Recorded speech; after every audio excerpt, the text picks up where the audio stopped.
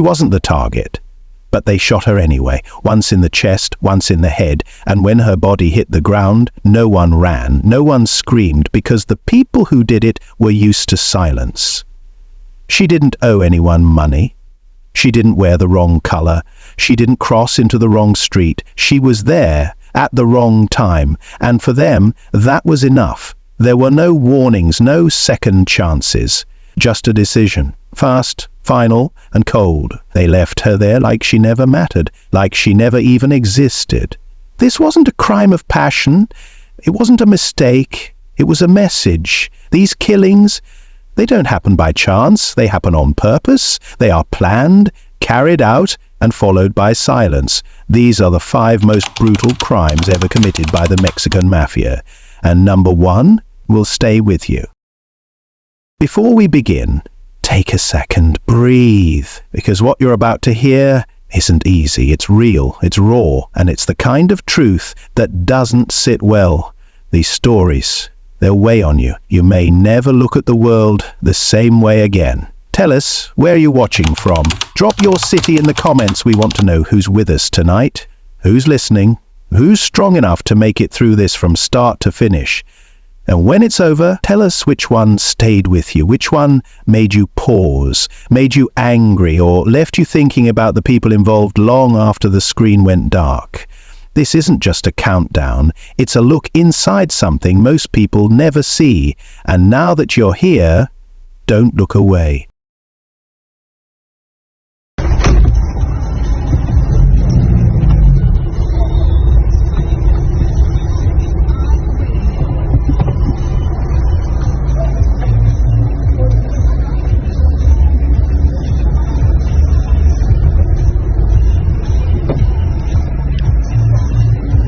He thought he was careful. He never wrote anything down, never said too much at once. When he spoke to investigators, it was behind layers of security, private rooms, code names, glances over his shoulder.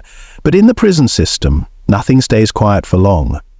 Anthony Moreno, known inside as Tony, was a former shot caller, someone who used to give orders, not take them. For years he ran operations for the Mexican Mafia behind the walls, moving products, settling debts, handling discipline. He knew the rules, and he knew what breaking them meant. So when rumors began to spread that Tony had given up information to law enforcement, it wasn't loud. It didn't need to be. A nod in the yard, a shared look during chow, a name circled in a notebook. In places like that, it doesn't take a courtroom or a witness stand to make you a target. All it takes is a whisper.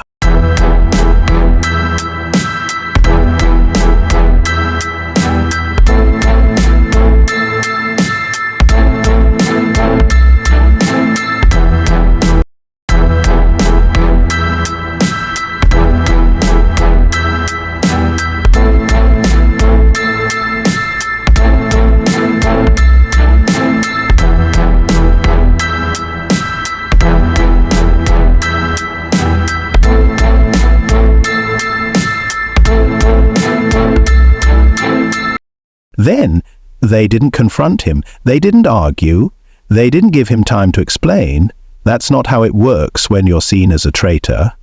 One afternoon, in the middle of the day room, surrounded by inmates who had once followed his every command, Tony was approached from behind.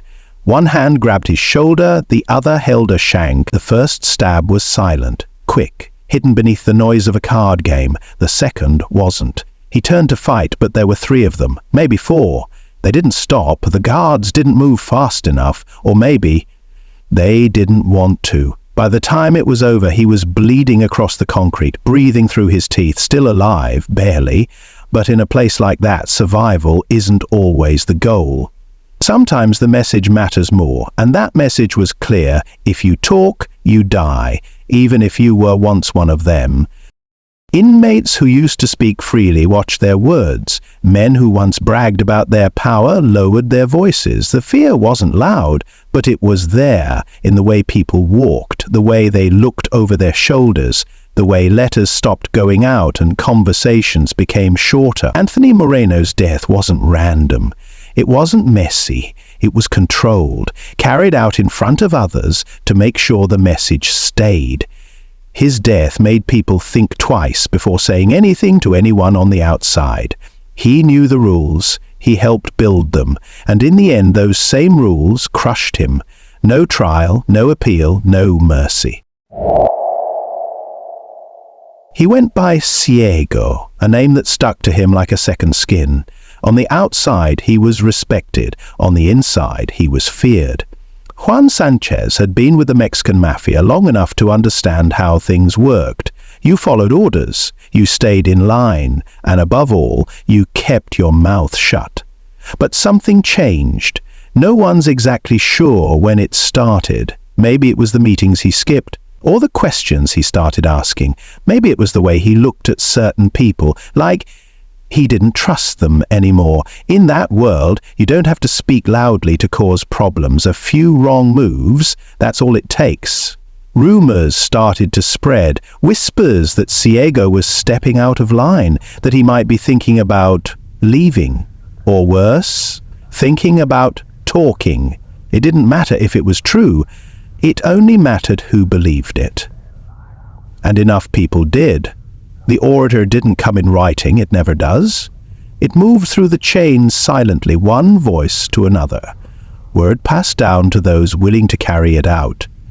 The ones who didn't ask questions, the ones who would do it fast and clean. They waited for him at a warehouse, out on the edge of Los Angeles, no cameras, no curious neighbors, a place where things could happen and no one would hear a thing. He walked in like he always did, confident, like nothing was wrong, like the people in that room weren't already pulling blades from their pockets. They didn't give him time to speak. They didn't shout. They moved as if they'd rehearsed it. The first stab went into his back, then his side, then another, then another. It was fast, brutal, without hesitation. He fought back, but the numbers were against him. By the time he hit the floor, his body had been torn open in over 30 places. And then, when it was already over, someone pulled a gun. 2 shots, one to the chest, one to the head. Not because he needed to be shot, but because someone wanted it to end on their terms, with finality.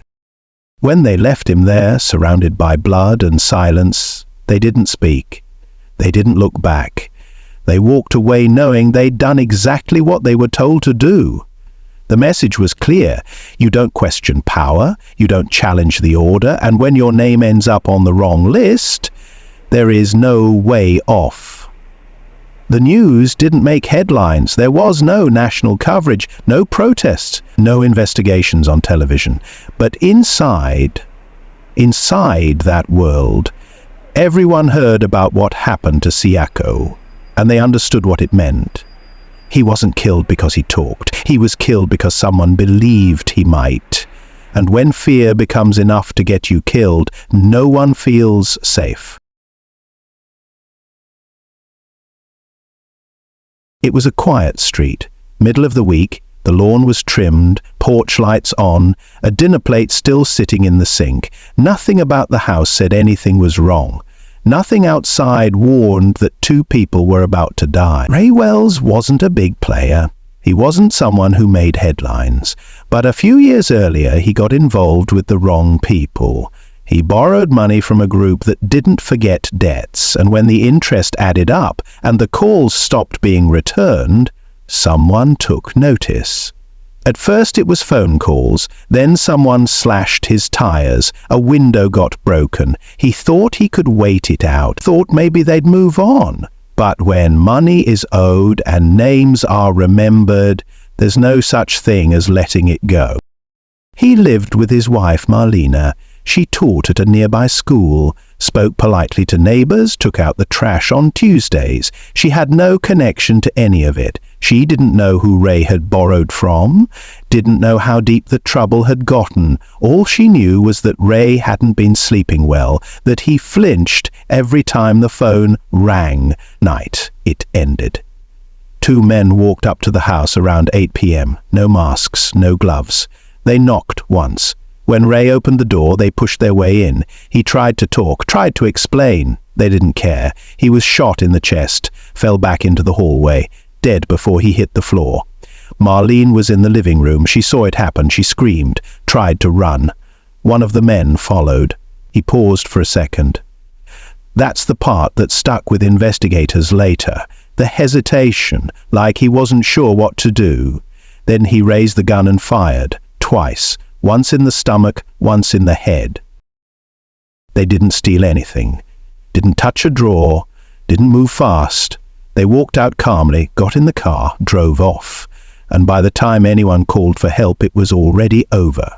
When police arrived, they found 2 bodies, a quiet home, a neighborhood frozen in disbelief. No one had ever seen anything like it. This wasn't a drug house, this wasn't a gang alley, this was the suburbs. And now it was a crime scene.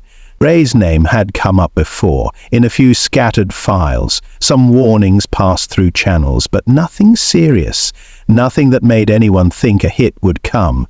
And Marlene, she didn't even have a parking ticket. The message again was simple. If someone's a problem, remove them. And if someone else sees it happen, remove them too. Law enforcement across the state felt the shock. If a school teacher in a quiet neighborhood could be executed, what did that mean for anyone else connected by blood or love or accident? Ray owed money. But Marlene was a witness. And in their world, a witness is a loose end. And loose ends don't get warnings. It started with money. It usually does. A loan, a favor, an agreement made in the shadows with no paperwork, no interest rates, and no way out. A&Z Auto Repair sat off a narrow street in East LL. 3 men worked the garage, all locals, all respected. They fixed brakes, rebuilt transmissions, took care of the community. But somewhere along the way, they took help from someone they shouldn't have. No contracts, no bank approval. It was fast, quiet, and dangerous. The money came from people tied to the Mexican Mafia. And when it came time to pay it back, things got tense. The shop started falling behind, business slowed, excuses were made. And then the warning came, a message. First a broken window, then a customer's car set on fire. But warnings don't last forever. Eventually someone decides the talking is over. On a grey morning in 1985, 2 men pulled up in a black sedan. No tags, no rush. They walked through the open bay doors like they'd been there before. One of the mechanics nodded, thinking they were customers. He never saw the gun come out. The men were armed, calm, efficient. They gathered all 3 workers, lined them up against the back wall of the shop. No words, no shouting, it was fast. 3 shots, 1 to each head, execution style. No hesitation, no chance to run. They didn't touch the register, didn't open the safe. Nothing was taken. That wasn't the point. This wasn't a robbery. This was a message. When police arrived, the bodies were still warm. Pools scattered on the floor, oil pooled beneath one of the cars, blood soaked into the concrete. The garage door was still halfway open, like the workday hadn't finished yet. Neighbors were stunned. These weren't gang members. They weren't in the drug trade. They ran a shop. But the message went deeper than that. It said, "We are everywhere, and we decide who pays." After that day, things changed. Small business owners across East LL started paying protection fees. Some shut down, others disappeared, and those who stayed open kept their heads down. The murders at A&Z weren't random. They weren't the result of rage or accident. They were carried out with purpose, in broad daylight, with precision, a punishment for disrespect, and a warning to anyone else who thought they could delay payment. To most people, it looked like a shooting. To those who understood the code, it was a debt being collected. He didn't wear a wire. He never sat in a witness box. No sworn statement, no court testimony. He didn't hold a microphone or take the stand. But someone, somewhere, claimed he spoke. And once that suspicion was planted, it grew fast. And it didn't need proof to bloom. Michael De La Cruz, known on the streets as Mikey, was no outsider. He had history. Grew up around those circles, sat at tables where decisions were made, heard names whispered that others were too afraid to repeat. He understood the code, the silence, the invisible line no one was allowed to cross, and for years he stayed on the right side of it. But people change, fear creeps in, the pressure builds, and sometimes The silence breaks, quietly, carefully, without full intention. He didn't give up names, didn't hand over documents, but he said enough. Enough for law enforcement to disrupt operations, shut down certain lines, reroute a few deliveries. That was all it took, enough to get him noticed in the wrong way. Those closest to the organization started looking over their shoulders. Meetings got shorter, conversations ended with raised eyebrows. In places where trust was everything, even a hint of disloyalty becomes a death sentence. Mikey kept showing up, trying to hold his place. But people noticed. The silence around him grew. Greetings turned into nods. Friends kept their distance. He walked through familiar streets, alone. By the time it happened, the outcome had already been decided. He might have sensed it, might have accepted it. Maybe that's why he didn't fight harder to disappear. That night in San Bernardino, he was seen behind a row of rundown shops. A strip mall with a liquor store and an empty storefront, the kind of place people forget exists after dark. The alley behind it was narrow. A single light buzzed above, casting long, broken shadows. He stood there, alone, waiting, or maybe just trying to collect himself. Then the car came.